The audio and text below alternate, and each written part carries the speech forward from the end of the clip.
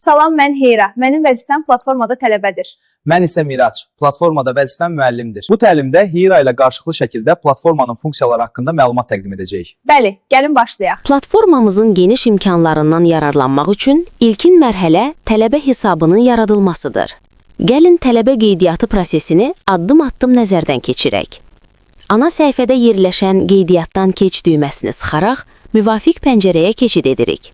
Açılan forma daxilində tələb olunan fərdi məlumatları tam və dəqiq şəkildə daxil etdikdən sonra qeydiyyatı tamamla əmri ilə prosesi növbəti mərhələyə daşıyırıq.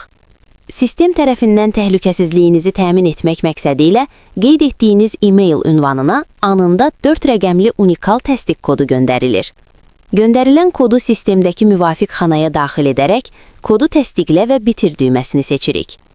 Bu sadə, lakin təhlükəsizlik standartlarına cavab verən proseduru tamamladıqdan sonra rəqəmsal təhsil mühitimizdə tələbə kimi qeydiyyatdan keçmiş oluruq və müəllimin bizim qeydiyyatımızı təsdiqləməsini gözləyirik.